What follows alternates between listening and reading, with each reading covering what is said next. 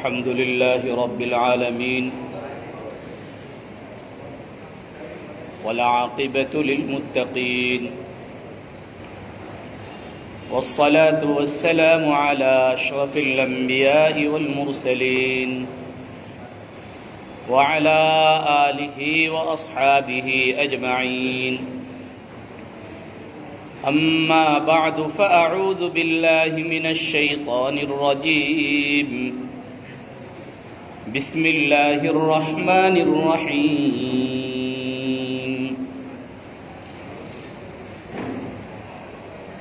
وبكفرهم وقولهم على مريم بهتانا عظيما وقولهم إنا قتلنا المسيح عيسى ابن مريم رسول الله وما قتلوه وما صلبوه ولكن شبه لهم وإن الذين اختلفوا فيه لفي شك منه ما لهم به من علم إلا اتباع الظن وما قتلوه يقينا بل رفعه الله إليه وكان الله عزيزا حكيما وإن من أهل الكتاب إلا ليؤمنن به قبل موته ويوم القيامة يكون عليهم شهيدا فبظلم من الذين هادوا حرمنا عليهم طيبات أحلت لهم وبصدهم عن سبيل الله كثيرا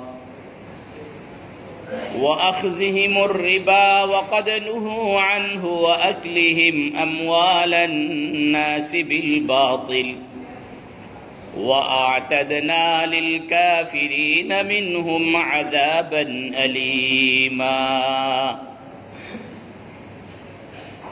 لكن الراسخون في العلم منهم والمؤمنون يؤمنون بما أنزل إليك وما أنزل من قبلك والمقيمين الصلاة والمؤتون الزكاة والمؤمنون بالله واليوم الآخر أولئك سنؤتيهم أجرا عظيما صدق الله مولانا العظيم وصدق رسوله النبي الكريم ونحن على ذلك لمن الشاهدين والشاكرين والحمد لله رب العالمين شكل أكبر درود إبراهيم اللهم صل على محمد وعلى آل محمد كما صليت على إبراهيم وعلى آل إبراهيم إنك حميد مجيد اللهم بارك على محمد وعلى آل محمد كما باركت على إبراهيم وعلى آل إبراهيم إنك حميد مجيد اللهم صل وسلم وبارك عليه الحمد لله ثم الحمد لله আল্লাহ রাব্বুল আলামিনের শুকরিয়া আল্লাহ পাক আমাদেরকে মাগরিবের নামাজ জামাতের সাথে আদায় করার তৌফিক দান করেছেন এই জন্য কালিমাতুশ শুকর আদায় করি বলে আলহামদুলিল্লাহ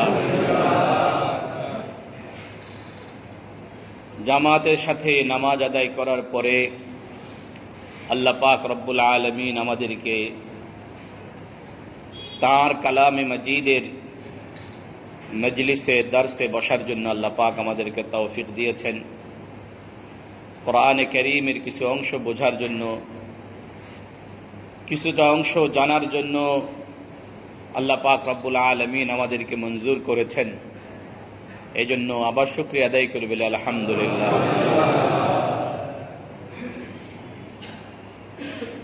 আলোচনা চলতেছিল ঈসা আলাইহিস সালাতু ওয়াস সালামকে নিয়ে ইহুদি এবং খ্রিস্টানদের অপকর্ম, তাদের চক্রান্ত, তাদের নিকৃষ্ট কর্মকাণ্ডের বিবরণ নিয়ে।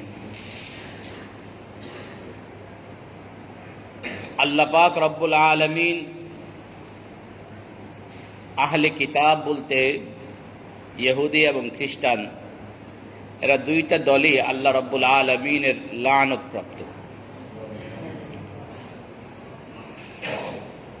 এরা এদের অন্যায়ের কারণে আল্লাহর পক্ষ থেকে লানত পেয়েছে। আল্লাহ পাক রব্বুল আলামিন সূরা নিসা এর এই আয়াতগুলোতে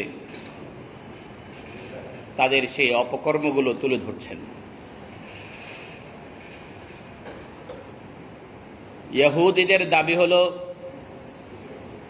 যে তারা হযরত ঈসা আলাইহিস সালাতু ওয়াস সালামকে হত্যা করে ফেলেছে, শুলিতে চড়িয়ে মেরেছে।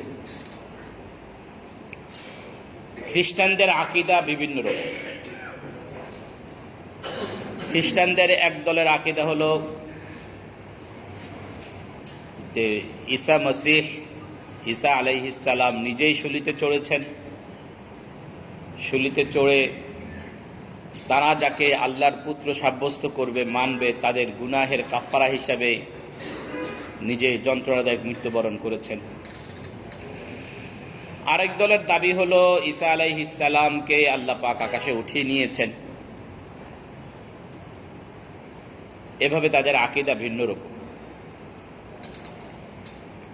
কুরআনুল কারীম ইহুদি এবং খ্রিস্টানদের আকীদা এবং বিশ্বাসকে অপনোদন করে সঠিক ঘটনাটা, সঠিক বিষয়টা উম্মতের সামনে, উম্মতে মুহাম্মাদের সামনে তুলে ধরছে। আসল ঘটনা হলো ইহুদিরা হযরত ঈসা আলাইহিস সালামকে মারতে পারেনি, হত্যাও করতে পারেনি, শুলিতেও চড়াতে পারেনি, এবং ঈসা আলাইহিস সালাম নিজেও শুলিতে চড়েননি, বরং আল্লাহ রাব্বুল আলামিন তাকে সশরীরে আকাশে তুলে নিয়েছেন।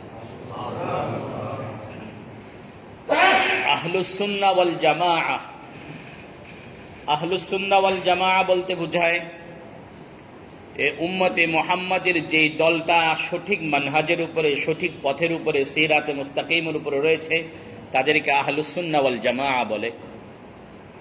যারা নবীজির সুন্নাহ এবং সাহাবা ইকরামের আদর্শকে ফলো করে তাদেরকে আহলুস সুন্নাহ বলে।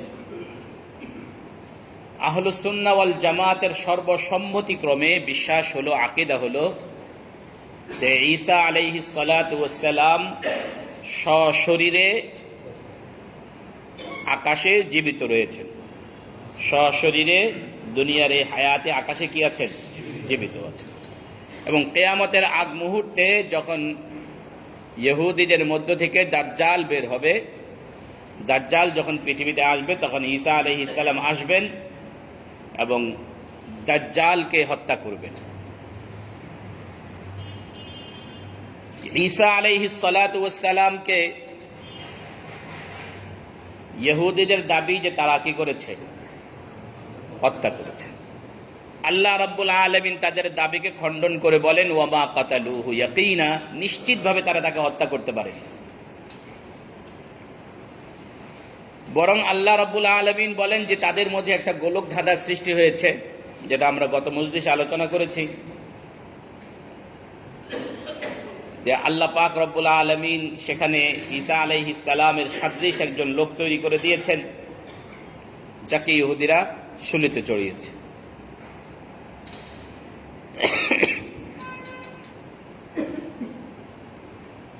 বরং আল্লাহ রাব্বুল আলামিন দাবি করছেন যে ঈসা আলাইহিস সালামকে আকাশে তুলে নিয়েছে। এখানে কয়েকটা তাফসীরি বিষয় বুঝেন, গুরুত্বপূর্ণ বিষয়।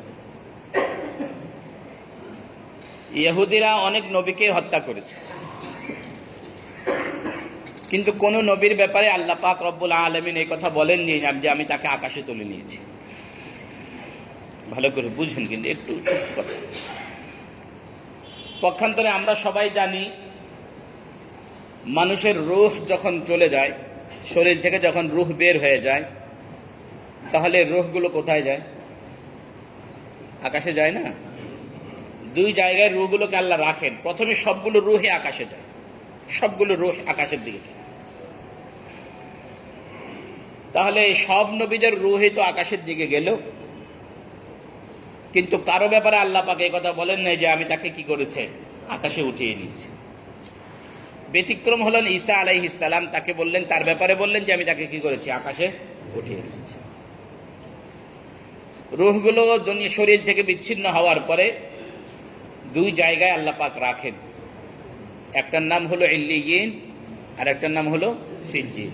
ইল্লিয়িন হলো সপ্ত আকাশের উপরে, সিজ্জিন হলো সপ্ত জমিনের নিচে। ইল্লিয়িনে যদি নবীদের রূহগুলো থাকে তাহলে তবুও তো তারা কোথায় আছেন, আকাশে আছেন। ব্যতিক্রম ধর্মী আল্লাহ পাক ঈসা আলাইহিস সালামের কথা বললেন যে তাকে আমি আকাশে তুলে নিয়েছি। বলে এটা উদ্দেশ্য হলো, এই কথা বলার উদ্দেশ্য হলো এই, এনারা যে আকাশে আছেন সশরীরে না শরীর ছাড়া, কিন্তু ঈসা আলাইহিস সালামকে আল্লাহ আকাশে নিয়েছেন সশরীরে না শরীর ছাড়া, সশরীরে। এই সশরীরে এই কথাটুকু বোঝানোর জন্য আল্লাহ বলেন বাল রাফাহুল্লাহু ইলাইহি, বরং আল্লাহ ইহুদিরা যেই শরীরটাকে হত্যা করেছে বলে দাবি করতেছে, আল্লাহ বলেন ওই শরীরটা সহই আমি তাকে আকাশে উঠিয়ে নিয়েছি। বুঝতে পারছেন? প্রমাণ যে ঈসা আলাইহিস সালাম যে আকাশে আছেন সশরীরে, এর প্রমাণ কি? প্রমাণটা হলো এই আয়াত।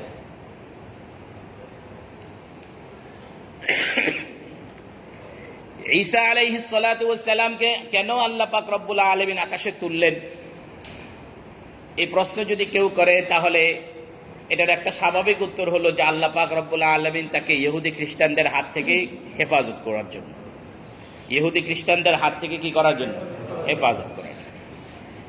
এই উত্তর দিলে কেউ আবার প্রশ্ন করার সুযোগ থাকে যে আল্লাহ কি আকাশে না তুলে তাকে হেফাজত করতে পারতেন না? এরকম প্রশ্ন করারও কি থাকে, অবকাশ থেকে যায়। বলে আপনি যে আল্লাহ ঈসা আলাইহিস সালামকে যেই জায়গায় হেফাজত করেন না কেন সেখানেই আপনি প্রশ্ন করতে পারেন। উদাহরণ হিসেবে বলছি, আল্লাহ পাক রব্বুল আলামিন আল্লাহর হাবিব মুহাম্মদুর রাসূলুল্লাহ সাল্লাল্লাহু আলাইহি ওয়াসাল্লামকে মক্কা থেকে মদিনায় হিজরত করালেন। মদিনায় হিজরত করার পরে ইসলাম বুলন্দিবালা দান করলেন, নবীজি নিরাপত্তা লাভ করলেন। কেন আল্লাহ নবীজিকে কি মক্কায় রেখে এই নিরাপত্তা দিতে পারতেন না? এই প্রশ্ন তো আপনারা সেখানেও করবেন। ঈসা আলাইহি হযরত ইব্রাহিম আলাইহিস সালাতু ওয়াস সালাম সেই ব্যাবিলন থেকে হিজরত করলেন, বলবেন ইব্রাহিম আলাইহিস সালাম কি হিজরত না করলে পারতেন না? এভাবে যেই কোনো কাজই করা হোক না কেন সব জায়গায় আপনি এই প্রশ্ন করতে পারেন। আল্লাহ পাক রব্বুল আলামিন যদি ঈসা আলাইহিস সালামকে দুনিয়াতে রেখে হেফাজত করতেন তাহলে বলতেন যে আল্লাহ কি অমুক দেহের মাঝখানে রেখে হেফাজত করতে পারতেন না? এরকম প্রশ্ন আপনি করবেন। বাকি এই জন্য মুফাসসিরিন ইকরাম জবাব দিয়েছেন যে আল্লাহ পাক রব্বুল আলামিন তাকে কেন আকাশে তুলে নিলেন, কেন সেখানে হেফাজত করলেন, এর হিকমত, এর রহস্য, এর মূল কারণ একমাত্র জানেন কে? আল্লাহ। একমাত্র আল্লাহ পাক ভালো জানেন। এই হলো একটা উত্তর বললাম যে কেন আল্লাহ পাক তাকে আকাশে তুলে নিলেন, কেন তাকে এখনো জীবিত রাখলেন। ঈসা আলাইহিস সালাতু ওয়াস সালাম আকাশে আছেন কোন হায়াত নিয়ে? দুনিয়ার এই হায়াত নিয়ে। কোন হায়াত নিয়ে? দুনিয়ার এই জীবন নিয়ে। কেন আল্লাহ পাক রব্বুল আলামিন তাকে এত দীর্ঘ সময় বাঁচিয়ে রাখলেন? এর উত্তর দিয়ে মুফাসসিরিন ইকরাম লিখেছেন, আল্লাহ পাক রব্বুল আলামিন সৃষ্টির শুরুতে, মানব সৃষ্টির শুরুতে আল্লাহ পাক রব্বুল আলামিন দুইটা অঙ্গীকার নিয়েছিলেন। একটা অঙ্গীকার নিয়েছিলেন সমস্ত মানুষ থেকে, আরেকটা অঙ্গীকার নিয়েছেন শুধুমাত্র নবীদের থেকে। কি বললাম? একটা অঙ্গীকার সব মানুষের কাছ থেকে, আরেকটা অঙ্গীকার শুধুমাত্র নবীদের কাছ থেকে। সমস্ত মানুষদের কাছ থেকে যে অঙ্গীকার নিয়েছেন সেটা ছিল আল্লাহ পাকের রুবুবিয়্যতের অঙ্গীকার, যেটা আমরা বলেছি আলাস্তু বিরাব্বিকুম। আল্লাহ বললেন বালা, আমরা বললাম কি? বালা। আরেকটা অঙ্গীকার আল্লাহ পাক নিয়েছেন শুধুমাত্র নবীদের কাছ থেকে। সে অঙ্গীকারটা আল্লাহ সম্পর্কে নেন না, সে অঙ্গীকারটা নিয়েছিলেন আমাদের প্রিয় নবী মুহাম্মদুর রাসূলুল্লাহ সাল্লাল্লাহু আলাইহি ওয়াসাল্লাম সম্পর্কে।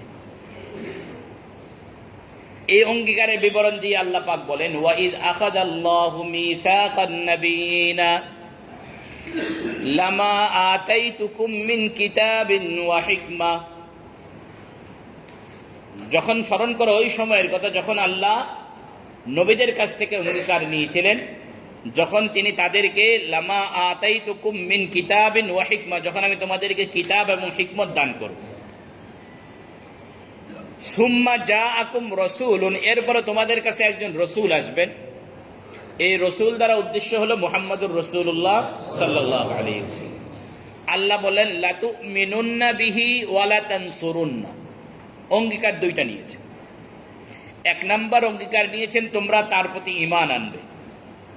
দুই নম্বর অঙ্গীকার নিয়েছেন ওয়ালা তানসুরুন্না, অবশ্য অবশ্য তাকে সাহায্য করবে। কয়টা অঙ্গীকার হয়েছে? দুইটা। একটা অঙ্গীকার নবীর প্রতি ঈমান আনবে, আর একটা অঙ্গীকার হলো নবীকে কি করবে? সাহায্য করবে। সমস্ত নবীরা সেদিন স্বীকৃতি দিয়েছেন, অঙ্গীকার দিয়েছেন। ক্বালু আকরারনা। আল্লাহ পাক জিজ্ঞাসা করলেন আকরারতুম, তোমরা কি স্বীকৃতি দিচ্ছ? তো সব নবীরা বললেন ক্বালু আকরারনা, আমরা স্বীকৃতি দিলাম, অঙ্গীকার দিলাম, ওয়াদা করলাম, প্রমিস করলাম। তখন আল্লাহ বলেন ক্বালা ফাশহাদু, তোমরা সবাই সাক্ষী থাকো, ওয়া আনা মাআকুম মিনাশ শাহিদিন, আমিও তোমাদের সাথে সাক্ষী রইলাম। সব নবীরা সেদিন আমাদের পেয়ারা নবী মুহাম্মদুর রাসূলুল্লাহ সাল্লাল্লাহু আলাইহি ওয়াসাল্লামকে আল্লাহর রসুল বলে স্বীকার করবেন মর্মে কি দিয়েছেন? অঙ্গীকার করেছেন, স্বীকৃতি দিয়েছেন। এবং আমাদের নবীকে সাহায্য করবেন মর্মেও কি দিয়েছেন? অঙ্গীকার করেছেন। এবার বলেন তো দেখি, আমাদের নবীকে কি কোনো নবী পেয়েছেন? আদম আলাইহিস সালাম কি আমাদের নবীকে সাহায্য করার মতো সুযোগ পেয়েছেন? নূহ আলাইহিস সালাম, ইব্রাহিম আলাইহিস সালাম, হযরত ঈসা আলাইহিস সালাম, উনিও আকাশে। সব নবীরাই কোথায়? আগে চলে গেছেন, আগে চলে গেছেন, আগে চলে গেছেন।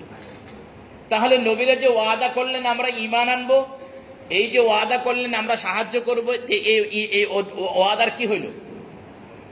এটার বাস্তবায়ন কই? যদি এটার বাস্তবায়ন যদি না হয় তাহলে ওয়াদাটা কেমন হলো? কথা ওয়াদার কি ঠিক থাকলো না ভুল হয়ে গেল?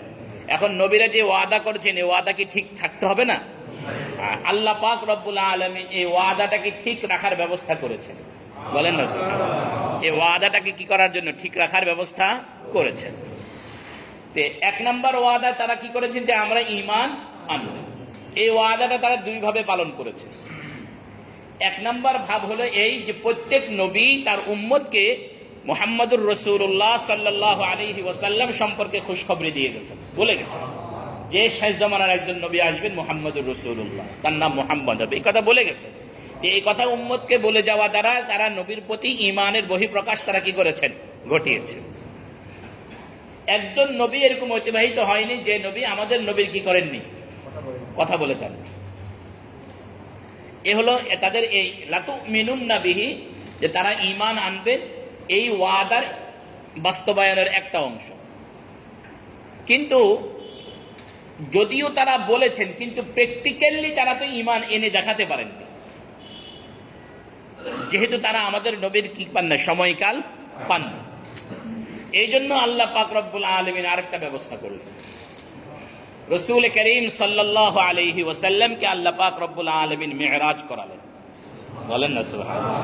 রজব মাস চলছে তো, রজব মাস আসলেই আমরা সবে মেরাজ পালন করি। আসলে এটা পালন করার কোনো জিনিস না। রজব মাস আসলে আরো কতগুলো ভণ্ডামি শুরু হয়। গতকালকে আমি দেখলাম খাজা মাইনুদ্দিন চিশতি আজমেরি রহমতুল্লাহ আলাই, ওনার শানে লাল শালু দিয়া ডেক পেঁচাইয়া রাস্তার পাশে বসাইছে। কি হবে? খাজার সিন্নি হবে। কি হবে? খাজার সিন্নি হবে। আমি জায়েজ না জায়েজ ফতোয়া আমি দেব না, আপনারাই দিয়ে বলেন তো দেখি, ঢোল বাদ্য তবলা এটা কি ভালো জিনিস না খারাপ জিনিস? এখন যদি ঢোল বাজাইয়া, তবলা বাজাইয়া, হারমোনিয়াম বাজাইয়া, সারেঙ্গি বাজাইয়া যদি কোরআন শরীফ পড়া হয়, শুনবেন তো নাকি? নাকি যদি কেউ যদি এরকম করার চেষ্টা করে তাকে আপনারা প্রতিহত করবেন? কোরআন শরীফ পড়া হলো না, নবীজির প্রশংসা করা হলো, তাও তো শুনবো না আমরা। এরকম একটা ভণ্ডরা এরকম একটা জালিয়াতি শুরু করছে। ধর্মের কিছু কথা, মারেফতের কিছু কথা, এই ইসলামের কিছু কথা তারা এরকম ঢোল তবলা দিয়ে উম্মতকে বুঝায়া, মানুষকে শোনায়া তারা ঢোল তবলাটাকে জায়েজ করার একটা ফন্দি করেছে। কথা বুঝুন, বাজাইতেছে হারমোনিয়াম, গাইতেছে মারেফতের গান। আল্লাহ হেফাজত করেন, সকলে বলে আমিন। এই জায়গায় টাকা দেওয়া হারাম, এই জায়গায় টাকা দেওয়া হারাম। ওদের মজলিসে বসবেনও না, শুনবেনও না, সহায়তাও করবেন। কি বলেন, রাজি আছি তো? ইনশাআল্লাহ আল্লাহ আমাদেরকে কবুল করেন। রাসূল করিম সাল্লাল্লাহু আলাইহি ওয়াসাল্লাম যখন মেরাজে গেলেন, আল্লাহ পাক রব্বুল আলামিন বাইতুল মাকদিসে সমস্ত নবীদেরকে আল্লাহ পাক একত্রিত করলেন। সব নবীদেরকে একত্রিত করে আজান হলো, আমাদের নবী কি করলেন? ইমামত করলেন। সমস্ত নবীরা আমাদের নবীর পিছনে মুক্তাদি হলেন, ইক্তেদা করলেন। এই ইক্তেদা করার কারণে আমাদের নবীর ইমামতকে মেনে নিয়ে তারা লা তুমিনুন্না বিহি, যে আল্লাহর কাছে ওয়াদা করেছেন, এই ওয়াদার এই অঙ্গীকারের বাস্তবায়ন করলেন। তারা এই অঙ্গীকারের বাস্তবায়ন করলেন আমাদের নবীর পিছনে নামাজ আদায় করে। অঙ্গীকারের বাস্তবায়ন করলেন কিভাবে? আমাদের নবীর পিছনে নামাজ আদায় করে। বাকি এখানে আমি আরেকটু বাড়তি কথা বলি, সেটা হলো ওনারা যে নামাজটা পড়ছেন, এই নামাজের মধ্যে মুক্তাদিরা সূরা ফাতিহা পড়েন নাই। মুক্তাদিরা কি করেন নাই? সূরা ফাতিহা পড়েন নাই। শুধু ইমাম সাহেব সূরা ফাতিহা পড়ছেন, মুক্তাদিরা পড়েন। আপনারা বলবেন, হুজুর আপনি জানলেন কিভাবে? যদি কেউ প্রশ্ন করেন আপনি জানলেন কিভাবে, তাহলে আমি বলবো সূরা ফাতিহা এটা এমন একটা সূরা, যে সূরাটা আমাদের নবীকে ছাড়া কাউকে আল্লাহ পাক দেন নাই। এই সূরা ফাতিহাটা আমাদের নবীকে ছাড়া আর কাউকে কি করেন? আল্লাহ দেন নাই। তাহলে যেহেতু আদম নবী থেকে ঈসা নবী পর্যন্ত একজন হলেন, এর মধ্যে থেকে কোন নবী হলেন তাওরাতওয়ালা, কোন নবী হলেন জাবুরওয়ালা, কোন নবী হলেন ইনজিলওয়ালা, কোন নবী হলেন সহিফাওয়ালা, বাকি নবীরা হলেন অন্য নবীর কিতাবের ধারক বাহক, অন্য নবীর কিতাবের প্রচারক।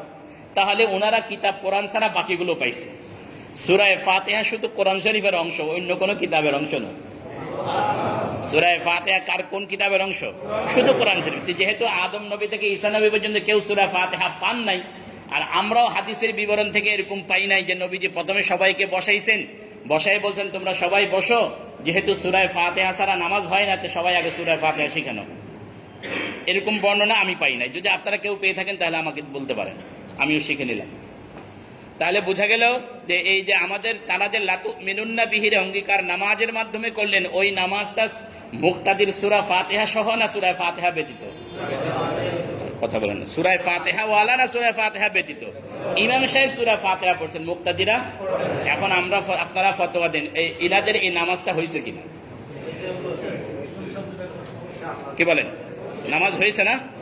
যদি উম্মতের শ্রেষ্ঠ জামাতের নামাজ যদি হয়ে যায়, তাহলে আলহামদুলিল্লাহ আমাদের নামাজও হবে। আল্লাহু আকবার। এই লা তুমিনুন্না বিহির অঙ্গীকার আল্লাহ পাক রব্বুল আলামিন নবীদের কাছ থেকে পূরণ করার সুযোগ করে দিলেন মেরাজের রাতে আমাদের নবীর কি ইমামতের নামাজ আদায় করার মাধ্যমে। তাহলে ওয়াদা নবীরা কয়টা করেছিলেন? একটা হলো ঈমান আনবেন, আরেকটা হবেন কি? এখন ঈমানের আনারটা ব্যাপারটা আমরা বুঝলাম, এখন সাহায্য করার ব্যাপারটা কি? ওনারা তো সবাই চলে গেলেন, তাহলে সাহায্য করবেন কিভাবে? এই সাহায্যটাও দুই ভাবে হয়েছে। এক নম্বরে সাহায্য তো এটা হলো যে আমাদের নবীর ধর্মটা, এই ইসলামটা যে সত্য, এটা পৃথিবীর শুরু থেকেই সবাই ঘোষণা করে আসছে। পৃথিবীর শুরু থেকে সবাই কি করে আসছে? এই ঘোষণার মাধ্যমেও সত্যতার এক ধরনের কি হলো? সহায়তা হলো। কি বলেন, আমি যখন কোনো একটা কথা বললাম, কথা বলার পরে আমার যারা শ্রোতা এরা বিশ্বাস করছে না, যে এমন টাইমে আমি কি পড়লাম? বিপদে পড়লাম না? এখন যদি কেউ একজন পাশে থেকে এসে বলতেছে হুজুর যা বলতেছে এটা সত্য, তাহলে এই উনি আমাকে কি করলেন? সাহায্য করলেন। ঠিক তেমনি ভাবে এই ইহুদি খ্রিস্টানরা আমাদের নবীকে নবী বলে মানতে রাজি হয়নি। এখন যদি ঈসা নবী যদি বলেন যে না মুহাম্মদুর রাসূলুল্লাহ সত্য, তাহলে ইহুদিদের মোকাবেলায়, খ্রিস্টানদের মোকাবেলায় নবী মুহাম্মদকে ঈসা আলাইহিস সালাম কি করলেন? সাহায্য করলেন। ইহুদিরা বিশ্বাস করে না, সেই মোকাবেলায় মুসা আলাইহিস সালাম যদি বলেন মুহাম্মদুর রাসূলুল্লাহ সত্য নবী, তাহলে ইহুদিদের মোকাবেলায় মুসা আলাইহিস সালাম নবী মুহাম্মদুর রাসূলুল্লাহকে কি করলেন? সাহায্য করলেন। এভাবে সবাই বক্তব্যের মাধ্যমে সহায়তা করেছেন। এই হলো একটা দিক। বাকি ওনারা কথা বলে থাকলেও, সাহায্য করে থাকলেও, এটা নবীজি আসার আগে। নবীজি আসার পরে তখন আল্লাহ রাব্বুল আলামিন একটা কাজ করলেন, একটা ব্যবস্থাপনা করলেন, সেটা হলো সব নবীদের পক্ষ থেকে একজন রিপ্রেজেন্টেটিভ হিসাব করলেন, রাখলেন। সবার পক্ষ থেকে একজন প্রতিনিধি নিযুক্ত করলেন, সবার পক্ষ থেকে। ঈসা আলাইহিস সালাতু ওয়াস সালামকে আল্লাহ সব নবীদের পক্ষ থেকে প্রতিনিধি নিযুক্ত করলেন, বলে ঈসা আলাইহিস সালামকে আমি রিজার্ভ রাখলাম, এই যে অঙ্গীকার করেছে সেই অঙ্গীকার পূরণের জন্য কিয়ামতের আগে উম্মতে মুহাম্মাদিন সহায়তা করার জন্য, এই দ্বীনের সহায়তা করার জন্য তাকে আমি পাঠাবো। এই জন্য আল্লাহ পাক বলেন বাল রাফাআহুল্লাহু ইলাইহি, আল্লাহ তাকে তার কাছে উঠিয়ে নিয়েছে। ঈসা আলাইহিস সালাম আসবেন কিয়ামতের আগে, আগ মুহূর্তে আসবেন। এসে ঈসা আলাইহিস সালাতু ওয়াস সালাম যখন আসবেন, আসার পরে দাজ্জালকে হত্যা করবেন, ইহুদি খ্রিস্টানদেরকে হত্যা করবেন। পৃথিবীতে একটা ইহুদিও থাকবে না, একটা খ্রিস্টানও থাকবে না। একটা ইহুদিও থাকবে না, একটা খ্রিস্টানও থাকবে না, একটা শুলিও থাকবে না, শুকরও থাকবে না, শুকরগুলো মেরে ফেলবে। একটা শুকরও থাকবে না, সব শুকর তিনি মেরে ফেলবে। এসে সারা পৃথিবীতে তখন ইসলাম ছাড়া আর কোনো ধর্মই থাকবে না। ইসলাম ছাড়া আর কোনো ধর্মই তখন কি করবে না? থাকবে না। আজকে যারা পুরো মুসলমানদেরকে মারার জন্য অংশসূচি থেকে নিয়ে শুরু করে ওবামা, ট্রাম্প পর্যন্ত যারাই আছে, ইসরায়েল সহ, এদের হুম্বি তম্বি সেদিন আর কি করবে না,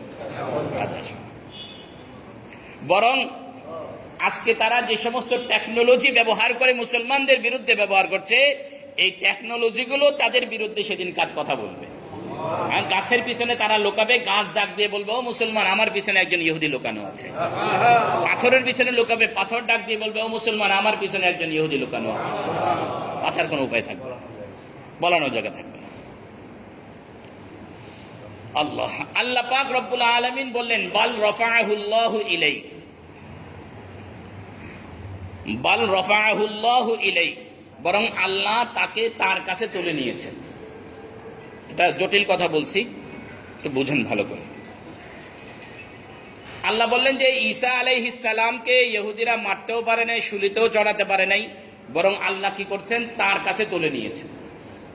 এখন আপনারা বলেন তো, ঈসা আলাইহিস সালাম কোথায় আছেন এখন? আকাশে। তাহলে আল্লাহ বলছেন আমার কাছে তুলে নিয়েছে, তাহলে আল্লাহ কোথায় আছেন? আয়াত থেকে কি বোঝা যায়? বলে করে বুঝেন, আমি বোঝানোর জন্য বলছি। আল্লাহ বললেন আমার কাছে তুলে নিয়েছি, তা আপনারাও জানেন যে আল্লাহর কাছে তুলে নিয়েছেন, এবং ঈসা আলাইহিস সালাম আছেন কোথায় এখন? আকাশে। ঠিক আছে না? তাহলে আল্লাহ আছেন কোথায়? আকাশে। এটাই তো বোঝা গেল না? আহলে হাদিস যাদের দ্বারা আল্লাহ পাক রব্বুল আলামিনকে আরশেই হওয়াকে যারা সাব্যস্ত করতে চায়, এরা বলতে চায় আল্লাহ কোথায় আছেন? আরশেই আছেন, সব জায়গায় নেই। তো এই ক্ষেত্রে মনে রাখবেন, আমাদের মূল আকীদা, আহলুস সুন্নাহ ওয়াল জামাতের মূল আকীদা হলো এই, আল্লাহ পাক রব্বুল আলামিন অবস্থান করার জন্য কোনো জায়গা লাগে না। কি বলছি? আল্লাহ অবস্থান করার জন্য কোনো কি লাগে না? জায়গা লাগে না। জায়গাটা হলো মাখলুক, আল্লাহ হলেন খালেক। জায়গা কি? আর আল্লাহ কি? এখন খালেক যদি নিজের অবস্থানের জন্য মাখলুকের মুহতাজ হয়, তাহলে তিনি কেমন খালেক? কথা বুঝাইতে পারিনি মনে। আল্লাহ হলেন খালেক, জায়গা কি? মাখলুক। এখন আল্লাহ সৃষ্টি, মাখলুক। এখন খালেক কিভাবে মাখলুকের মুহতাজ হয়? কথা বুঝেন নাই? যদি এটা বুঝে না আসে, তাহলে আমি আরো একটু অ্যাডভান্স হয়ে কথা বলবো। বলেন তো দেখি, আরশ হলো সবচেয়ে উপরের মাখলুক। আরশ থেকে নিয়ে শুরু করে আরশের নিচে যা কিছু আছে সব কিছু আল্লাহ আদি থেকেই আছে না সৃষ্টি করছে? এখন বলেন তো দেখি, আরশ সৃষ্টির আগেও কি আল্লাহ ছিলেন? কিয়ামতের আগ মুহূর্তে আল্লাহর আরশ থেকে নিয়ে শুরু করে সব কিছু আল্লাহ পাক ধ্বংস করে দেবেন। কুল্লু মান আলাইহা ফান ওয়া ইয়াবকা ওয়াজহু রাব্বিকা যুল জালালি ওয়াল ইকরাম। যখন কোনো স্থান থাকবে না তখনও তো আল্লাহ থাকবেন না। এবার যদি বলেন যে আল্লাহ থাকার জন্য আরশ লাগে, আল্লাহ পাক থাকার জন্য আকাশ লাগে, তাহলে বলেন যখন আকাশ ছিল না, আরশ ছিল না, তখন আল্লাহ কোথায় ছিলেন? যখন আরশ থাকবে না, আকাশ থাকবে না, তখন আল্লাহ কোথায় থাকবেন? কথা আমি বুঝাইতে পারলাম আপনাদেরকে? এই জন্য আমাদের মূল আকীদা হলো আল্লাহ পাক রব্বুল আলামিন অবস্থান করার জন্য কোনো জায়গা লাগে না।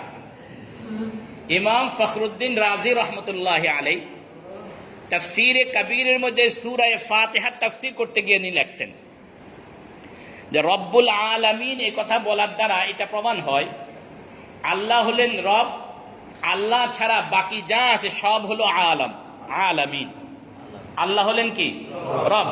আল্লাহ ছাড়া বাকি যা আছে সব হলো কি? আলামিন। রব যাকে বলা হয় যিনি আলামিনের চাহিদা পূরণ করেন, মাখলুকের চাহিদা যিনি পূরণ করেন তিনি কি বলেন? তাকে কি বলে? রব। রব মানে তো আপনারা জানেন যিনি প্রতিপালন করেন। তাহলে আল্লাহ পুরা সৃষ্টি জগৎকে কি করেন? প্রতিপালন করেন। আচ্ছা, যিনি প্রতিপালন করেন উনি যদি প্রতিপাল্যের প্রতি মুহতাজ হন, এটা তো রবের সিফত হইতে পারে না, এটা মারবুব বা মাখলুকের সিফত হইতে পারে। আমরা আমাদের সন্তানদেরকে লালন পালন করি, কথার কথা, আমরা আমাদের সন্তানদেরকে কি করি? কিন্তু কোন কোন ক্ষেত্রে আমরা সন্তানের প্রতি মুহতাজ। আমরা কিসের প্রতি? সন্তানের প্রতি কি মুহতাজ। কারণ আমরা যখন একটা সময় এরকম আসবে যখন আমার আর ইনকামের কি থাকবে না, শক্তি সামর্থ্য, তখন আমরা কি ছেলের উপরে মেয়ের উপরে ডিপেন্ডেন্ট হয়ে যাই। এটা হলো মাখলুকের বৈশিষ্ট্য।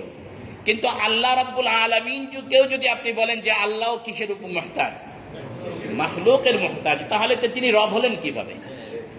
তাহলে তিনি রব হলেন কিভাবে? তো সুতরাং বোঝা গেল আল্লাহ রাব্বুল আলামিন কোন মাখলুকের মুহতাজ নন। এই কারণে তো আল্লাহ পাক বলছেন আল্লাহুস সামাদ। সামাদ মানে হলো যিনি বেনিয়াজ, অমুখাপেক্ষী, কোনো কিছুর প্রতি তিনি মুখাপেক্ষী নন।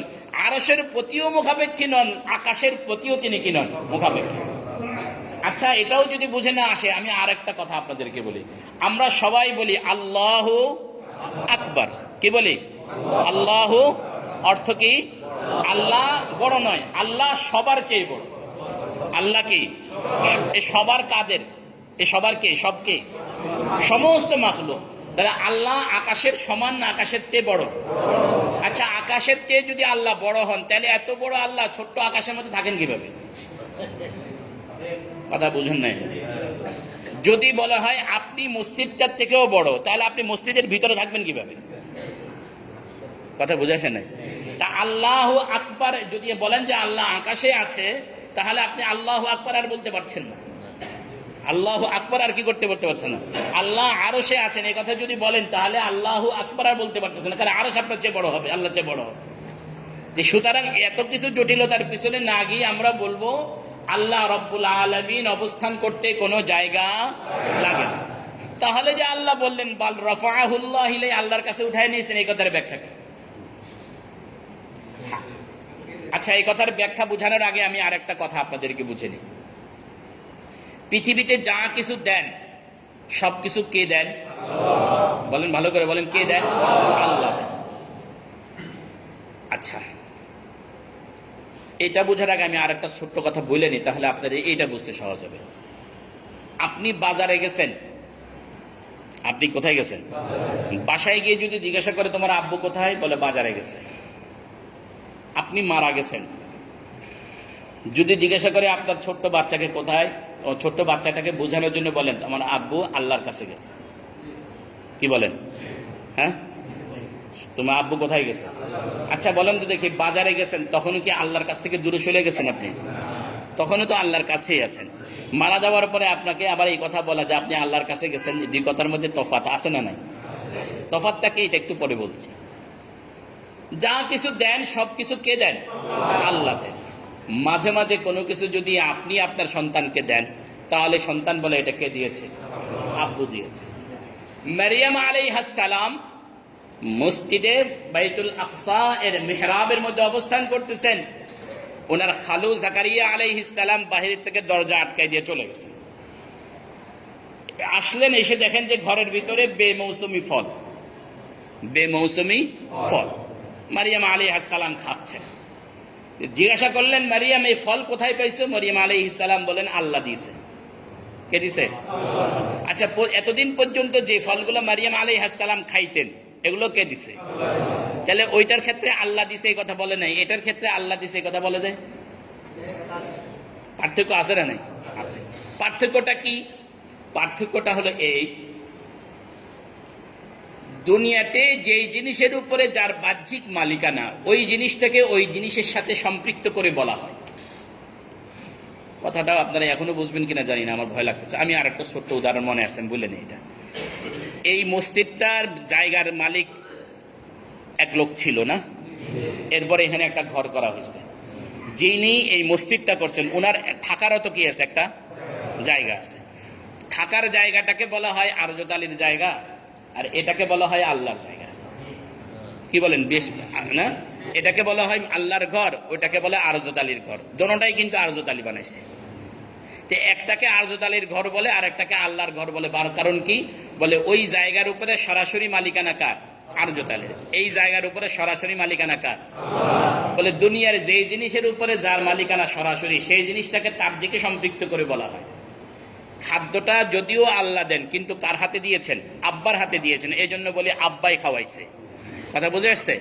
দুনিয়াতে সে বাজারে গিয়েছে, বাজারে গেলেও আল্লাহর কাছে গিয়েছে, কিন্তু যেহেতু দুনিয়ার একটা বাহ্যিক দিক রয়েছে সেই জন্য বলি বাজারে গিয়েছে। কিন্তু আল্লাহর কাছে যখন বলি, এ কথার অর্থ হলো বাজারে গেলে সেখান থেকে ফিরে আসার ইচ্ছা ব্যক্তির রয়েছে, আল্লাহর কাছে গিয়ে সেখান থেকে ফিরে আসার ইচ্ছা তার, শক্তি তার নাই।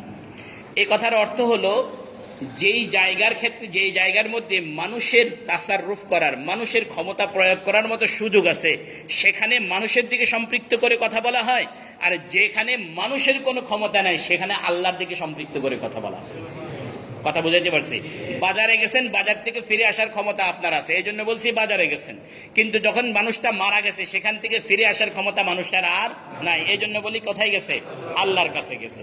বলে দুনিয়ার ঘরটার উপরে তো আপনার অধিকার আছে, এই জন্য বলি আরজত আলী সাহেবের বাড়ি, কিন্তু এই ঘরের উপরে, মসজিদের উপরে আপনার ক্ষমতা নাই। সরাসরি কার ক্ষমতা? এই জন্য বলি এটা আল্লাহর। কথা বুঝতে পারছি? কথা নেই? হ্যাঁ, এই জন্য বলি মারিয়াম আলাইহিস সালামকে এতদিন যে খাবারগুলো খাওয়াইতেন, জাকারিয়া আলাইহিস সালাম দিতেন।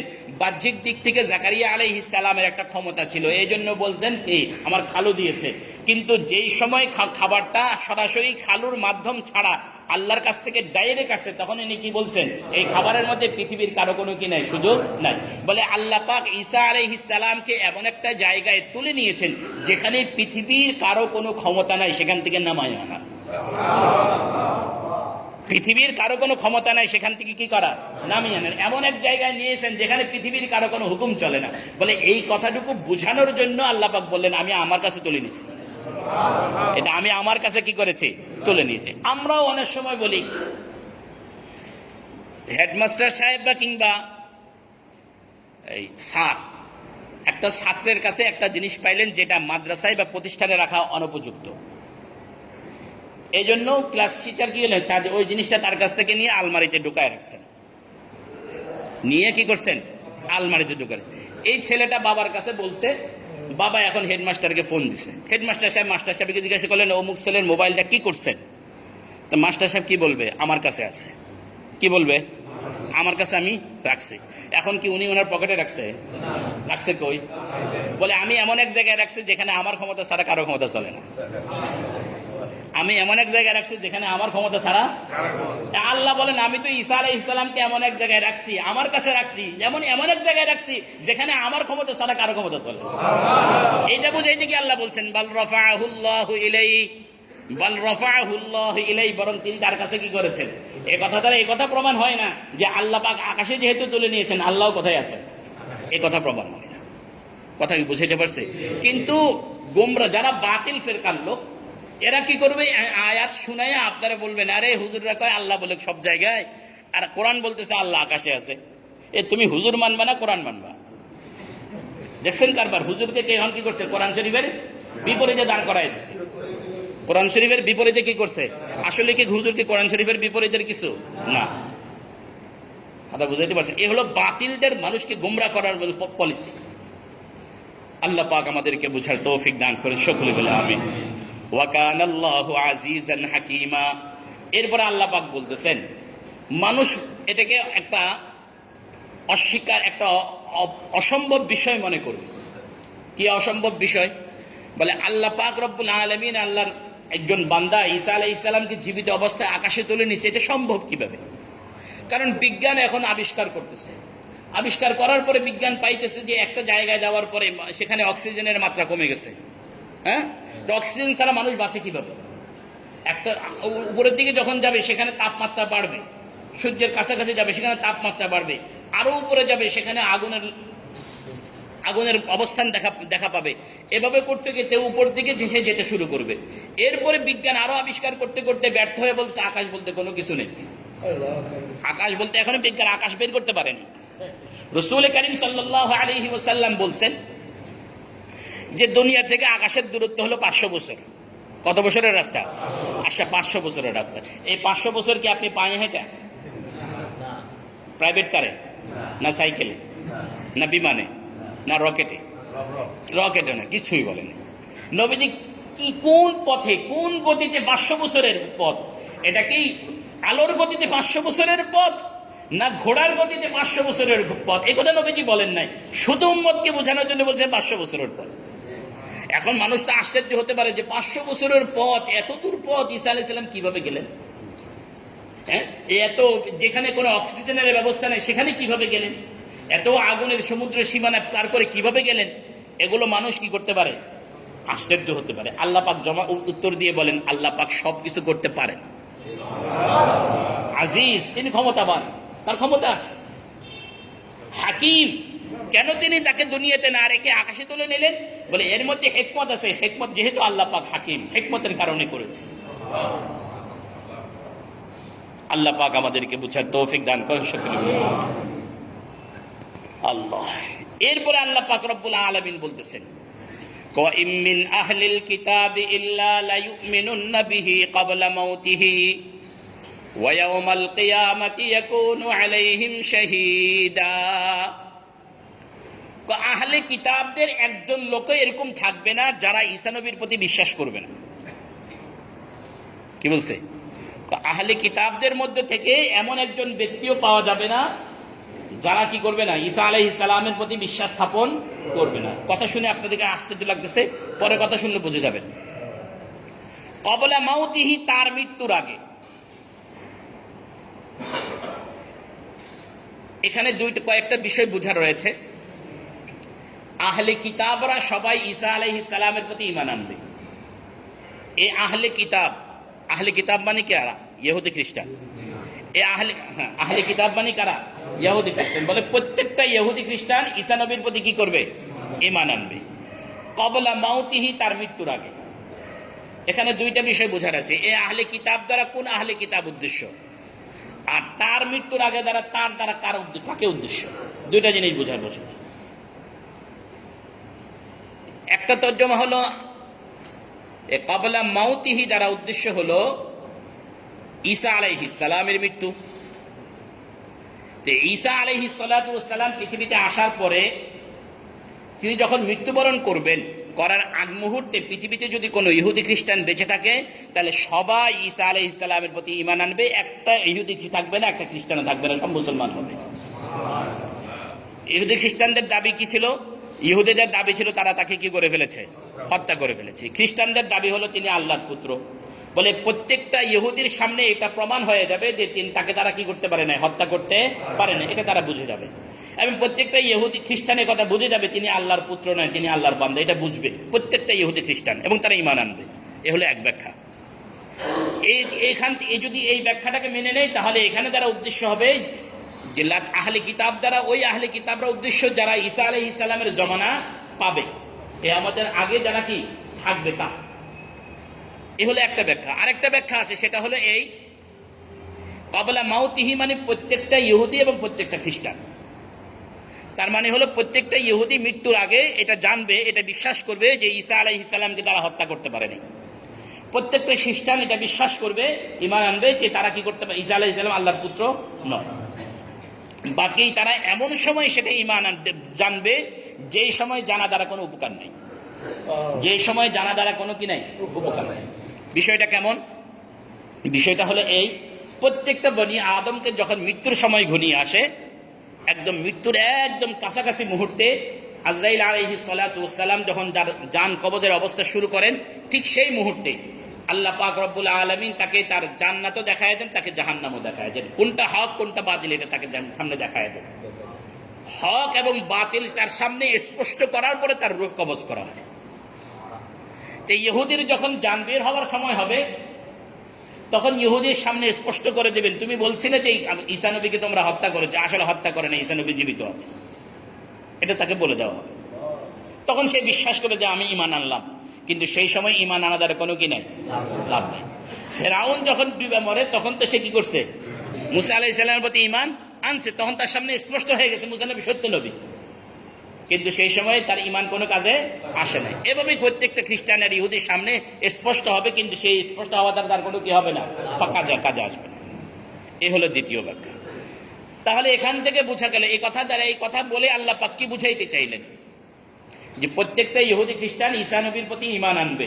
এই সংবাদ দিয়ে আল্লাহ কি বুঝাইতে চাইলেন? আল্লাহ পাক বুঝাইতে চাইলেন, ও দুনিয়ার বর্তমানের ইহুদি খ্রিস্টানরা, তোমরা আজকে মুহাম্মদুর রাসূলুল্লাহর প্রতি ঈমান আনতেছো না, তোমরা আজকে ইহুদি ঈসা নবীর প্রতি, ঈসা নবী যে আমার একজন বান্দা, আমার পুত্র নয়, এই কথা তোমরা বিশ্বাস করছো না। ও ইহুদিরা, তোমরা দাবি করছো যে তোমরা ঈসা নবীকে মেরে ফেলেছো, তোমরা বিশ্বাস করছো না। শুনে রাখো, একটা সময় আসবে তোমাদের ঈমান আনতেই হবে। একটা সময় আসবে তোমাদের কি করতে হবে, ঈমান আনতে হবে। তোমরা ঈমান আনবা, কিন্তু সেই সময় ঈমান আনলে কোনো কাজে আসবে না। যখন ঈমান আনলে কাজে আসবে তখন ঈমান আনবা, এই কথা বলতে চান না। যেই সময় ঈমান আনলে তোমাদের কাজে আসবে, এই সময় ঈমান আনো, কিন্তু একটা সময় মনে রেখো, একটা সময় কি করতে হবে তোমার। বলেন, আমরা অনেক সময় ধমক দিয়ে বলি না, এই তুই এখন আমার কাছে আসতেছ না, কিন্তু একটা সময় আসবে আমার পায়ের কাছে তোর আসতেই হবে। তো সুতরাং যে সময় আসলে তোর কি হবে, উপকার হবে, সে সময় যে সময় আসলে তোর লাভ হবে, এই সময় আস। আল্লাহ পাক বোঝাইতে যাচ্ছেন, ইহুদি খ্রিস্টানরা তোমরা যারা এখনো আসো নাই, চলে আসো, সময় আসবে কিন্তু আসতে হবে। আল্লাহ আল্লাহু আকবার। লা ইউমিনুন্না বিহি ক্বাবলা মাউতিহি। এরপরে ঈসা আলাইহিস সালামকে সম্পর্কে আল্লাহ বলেন, ওয়ায়াকুনু ওয়া ইয়াউমাল কিয়ামাতি ইয়াকুনু আলাইহিম শাহীদা। কিয়ামতের ময়দানে ঈসা আলাইহিস সালাম কি করবেন, এই খ্রিস্টানদের বিরুদ্ধেও সাক্ষী দিবেন, ইহুদিদের বিরুদ্ধেও কি করবেন, ইহুদিদের বিরুদ্ধে সাক্ষী দিবেন এই মর্মে যে তোরা আমাকে কি করতে পারোস নাই, হত্যা করতে পারো না, এই সাক্ষী দিবেন। খ্রিস্টানদের বিরুদ্ধে সাক্ষী দিবেন যে তোমরা আমাকে যে আল্লাহর পুত্র বলছো, আমি আল্লাহর পুত্র নই। হ্যাঁ, আমি কি নই, আল্লাহর পুত্র। যে তোমরা যে দাবি করেছো যে আমি শুলিতে চড়ে তোমাদের আগাম কাফারা দিয়ে দিয়েছি, এটাও ঠিক নয়।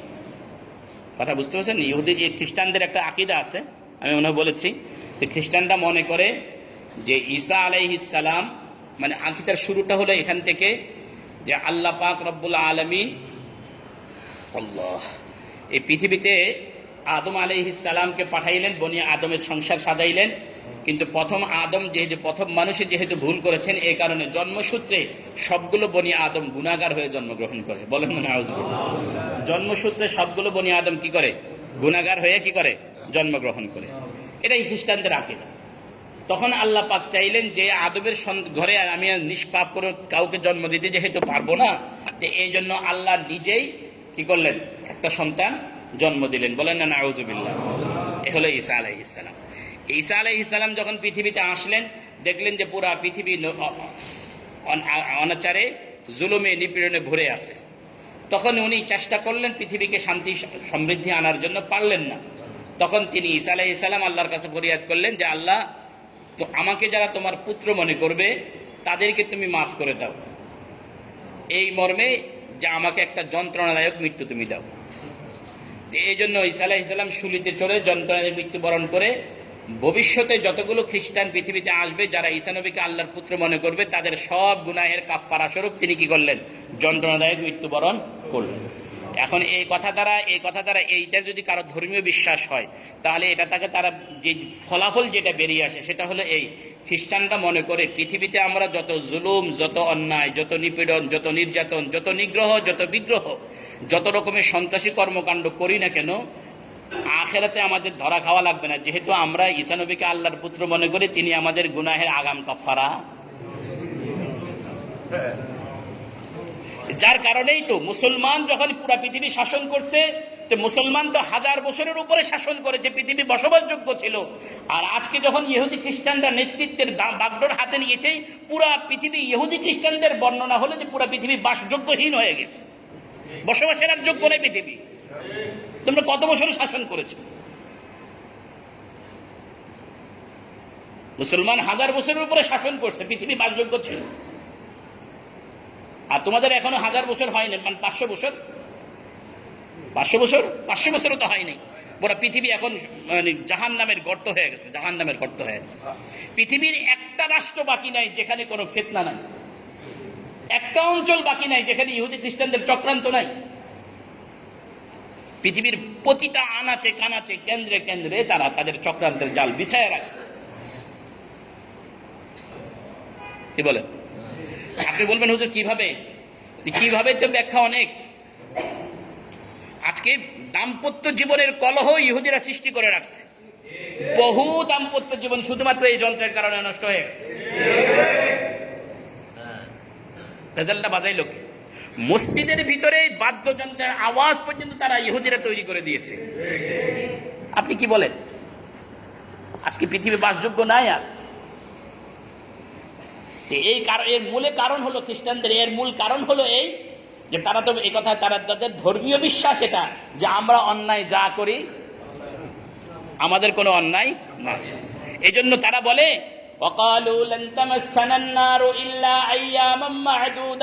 ইহুদিরা বলে আমরা জাহান্নামে যাব না, যদিও যাই তাহলে 40 দিনের জন্য, যদিও যাই তাহলে কতদিন? 40।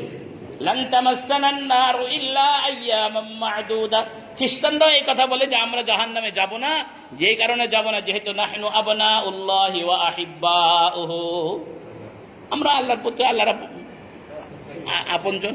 আল্লাহ আমাদেরকে কিভাবে দিবেন? আল্লাহ তো স্যাক্রিফাইস করবেনই। ওরা মনে করছে দুনিয়ার সরকারের মতো আর কি, নিজের দলের হলে যত বড় অন্যায় করুক না কেন, এটা কি আল্লাহর সরকার, দুনিয়ার সরকার নাকি মনে করছে? আল্লাহ পাক বলতেছেন, কি বলতেছেন? ওয়ায়াউমাল কিয়ামাতি ইয়াকুনু আলাইহিম শাহীদা, কিয়ামতের ময়দানে ঈসা আলাইহিস সালাম তাদের সকলের বিপক্ষে সাক্ষী দিয়ে দিবেন, সকলের বিপক্ষে সাক্ষী দিবেন। আল্লাহ এরপর আল্লাহ পাক বলেন ফাবিযুলমিন মিনাল্লাযীনা হাদু হাররামনা আলাইহিম তাইয়্যিবাত উহিল্লাত লাহুম ওয়া বিসাদ্দিহিম আন সাবিলিল্লাহি কাসীরা। আচ্ছা না, এই আয়াতে আলোচনা শেষ করা যাবে না, আজকে এতটুকুই। এই যতটুকু আলোচনা হলো, এই আলোচনা থেকে আমাদের মূল কথা যেটা হলো এই যে আকীদাগত দিক থেকে, বিশ্বাসগত দিক থেকে পৃথিবীর যতগুলো জাতি ধর্ম এখন পৃথিবীতে বেঁচে আছি, পরকালীন জীবনটাকে সামনে রেখে আমরা দুনিয়ার জীবনটাকে যাপন করি। পরকালীন জীবনটাকে সামনে রেখে আমরা দুনিয়ার জীবনকে কি করি? আমরা আশরাফুল মাখলুকাত কেন? এই প্রশ্নের জবাবে মুফাসসিরিন ইকরাম লিখেছেন যে মানুষ একমাত্র জাতি যারা পরকালকে সামনে রেখে দুনিয়ার জীবনটা যাপন করে, এই কারণে মানুষ আশরাফুল মাখলুকাত। কি বলেন? গরু ছাগল যত প্রাণী আছে কারো কি আর আখেরাত আছে? আখেরাত কাদের? মানুষ এবং জিনের। যেই মানুষটার কাছে আখেরাত অনুপস্থিত, সে মানুষটা আশরাফুল মাখলুকাত হতে পারে না। আমাদের বিশ্বাস আকীদা হলো এই, আমি যা অন্যায় করি না কেন, রাতের অন্ধকারে করি, একাকী করি, আমার অন্যায়ের সমস্ত ডকুমেন্ট আমি নষ্ট করে ফেলি, তারপরেও আমাদের আকীদা বিশ্বাস যে আমাকে কি করতে হবে? আল্লাহ রাব্বুল আলামিনের সামনে দাঁড়াতে হবে। কিন্তু যদি কেউ এই কথা দাবি করে, এই কথা মনে করে যে আমার পরকালে জাহান্নামে যাওয়া লাগবে না, যদি কেউ এই কথা মনে করে যে আমার গুনাহের আগাম কাফারা কেউ দিয়ে দিয়েছে, তাহলে বলেন তো দেখি পৃথিবীকে কারা সন্ত্রাসের ভরে দিবে? এই কথাটা যেন বুঝে আসে। আজকে মুসলমানদেরকে সন্ত্রাসী বলা হচ্ছে, কিন্তু মুসলমান তো এমন একটা জীবন যাপন করে যার সামনে কি রয়েছে? আখিরাত রয়েছে। কিন্তু ইহুদিদের সামনে তো কোনো আখিরাত নেই, তাদের সামনে তো কোনো কি নেই, খ্রিস্টানদের সামনে তো কোনো পরকাল নাই। তাহলে পরকাল যার কাছে নাই সে বেশি অন্যায় করে না যার সামনে পরকাল আছে সে বেশি অন্যায় করে? যে ব্যক্তির এ কথার ভয় নাই, যে ব্যক্তি এই ব্যাপারে নিশ্চিত যে আমি অন্যায় যা করি না কেন জেলখানা যাওয়া লাগবে না, সে অন্যায় বেশি করবে না যে ব্যক্তি এই কথা জানে যে আমি অন্যায় করলাম আর জেলখানা যাওয়া লাগবে, সে বেশি অন্যায় করবে? আল্লাহ পাক আমাদেরকে বুঝার তৌফিক দান করেন, সকলে বলে আমিন। রাসূল করিম সাল্লাল্লাহু আলাইহি ওয়াসাল্লাম ফাতেমা রাদিয়াল্লাহু তাআলা আনহাকে ডেকে বললেন, ফাতেমা, আমার সম্পত্তি থেকে তোমার যা মন চায় তুমি নিয়ে নাও, কিন্তু পরকালে আমি নবী মুহাম্মদ তোমার কোনো উপকার করতে পারবো না। আমি নবী মুহাম্মদ তোমার কোনো কি করতে পারবো না, উপকার করতে পারবো না। দেখেন খ্রিস্টানদের আকীদা কি? ঈসা আলাইহিস সালাম কাফারা হিসাবে তাদেরকে কি করে দেবেন? পার করে দেবেন। খ্রিস্টানদের এই আকীদাটাই আমাদের সমাজে একটু লেভেল লাগায় আসছে। আমাদের সমাজে কি আসছে? একটু লেভেল লাগায়, জায়গায় জায়গায় এরকম জাহান্নাম থেকে পার করে দেওয়ার জন্য কিছু ঠিকাদার বসে গেছে। কিছু কি আছে? বিশাল বড় রং ঢং লাগাইয়া বিশাল বড় খানকা করে এরা ঠিকাদার বসছে যে আমার দরবারে আসো, তোমার নামাজও লাগবে না, রোজাও লাগবে না, কোনো কিছু লাগবে না, আমি তোমারে পার করে দেব। আছে না? এরা কি আসলে মুসলমান না খ্রিস্টানদের ঠিকাদার? খ্রিস্টানদের ঠিকাদার। আমরা এই জন্য বলি এই সমস্ত ঠিকাদারদের কাছে আপনি যাবেন না। এই যে তাসাউফ বা পীর মুরিদের যে লাইনটা, এটার উদ্দেশ্য হলো এই যে বান্দাকে আল্লাহর সাথে জুড়ে দেওয়া। কিন্তু কোন দরবার যদি এরকম হয় যেখানে আল্লাহর থেকে বান্দাদেরকে দূরে সরায়, তাহলে বুঝতে হবে ডাল মে কুছ কালা হয়। কি বলেন? আল্লাহ পাক আমাদেরকে এই জাতীয় লোকগুলো থেকে হেফাজত করেন, সকলে বলে আমিন। এই খ্রিস্টানরা জায়গায় জায়গায় তাদের এরকম দালাল, এরকম ঠিকাদার বসায় রাখছে আমাদের ঈমানগুলোকে নষ্ট করার জন্য। আল্লাহ পাক রব্বুল আলামিন আমাদেরকে হেফাজত করেন। আল্লাহুম্মা সাল্লি আলা মুহাম্মাদিন ওয়া আলা আলি মুহাম্মাদ কামা সাল্লাইতা আলা ইব্রাহিম ওয়া আলা আলি ইব্রাহিম ইন্নাকা হামিদুম মাজিদ। আল্লাহুম্মা বারিক আলা মুহাম্মাদিন ওয়া আলা আলি মুহাম্মাদ কামা বারাকতা আলা ইব্রাহিম ওয়া আলা আলি ইব্রাহিম ইন্নাকা হামিদুম মাজিদ। আল্লাহ, আমি জুমার সময় বলেছি যে আমার আম্মাজান খুবই অসুস্থ। আপনাদের কাছে এখনো দোয়া চাচ্ছি, আল্লাহ পাক যেন আমার আম্মাজানকে শিফায়ে কামিলা আজিলা দাইমা নসিব করেন, সকলে বলে আমিন। আলহামদুলিল্লাহি রাব্বিল আলামিন ওয়াসসালাতু ওয়াসসালামু আলা আশরাফিল আমবিয়াই ওয়াল মুরসালিন ওয়া আলা আলিহি ওয়া আসহাবিহি আজমাইন। ربنا ظلمنا أنفسنا وإن لم تغفر لنا وترحمنا لنكونن من الخاسرين. ربنا فاغفر لنا ذنوبنا وكفر عنا سيئاتنا وتوفنا مع الأبرار. اللهم إنا نسألك التقى والهدى والعفاف والغنى. لا إله إلا الله الحليم الكريم. سبحان الله رب العرش العظيم. أسألك موجبات رحمتك وعزائم مغفرتك والغنيمة من كل بر والسلامة من كل إثم. لا تدع لنا ذنبا إلا غفرته ولا هما إلا فرجته ولا دينا إلا قضيته ولا مريضا إلا شفيته ولا حاجة من حوائج الدنيا والآخرة هي لك رضا إلا قضيتها يا أرحم الراحمين. اللهم أنت ربي لا إله إلا أنت خلقتني وأنا عبدك وأنا على عهدك ووعدك ما استطعت. أبوء لك بنعمتك علي وأبوء لك بذنبي.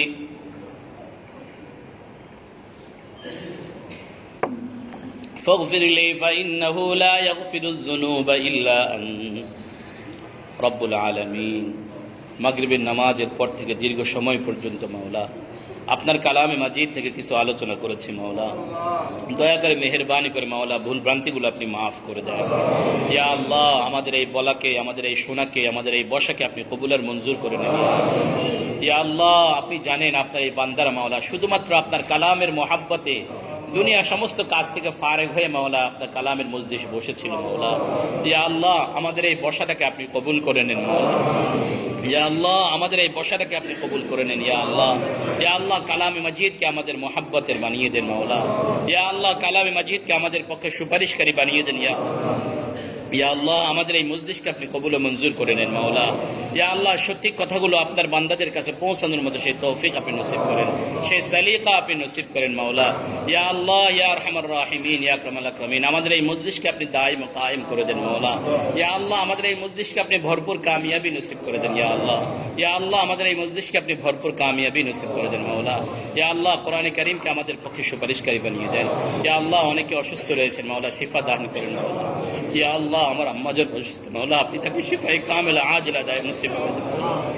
ইয়া আল্লাহ আমাদের প্রতি তার যে ইহসান, তার যে কষ্ট, তার যে অনুগ্রহ মাওলা আমরা এখনো পরিশোধ করতে পারিনি। ইয়া আল্লাহ কোনো হক আদায় করতে পারিনি মাওলা। ইয়া আল্লাহ হক আদায় করার তৌফিক দিয়ে দেন মাওলা। ইয়া আল্লাহ তাকে আজরে জাজিল নসিব করে দেন মাওলা। ইয়া আল্লাহ আব্বুজানকে জান্নাতে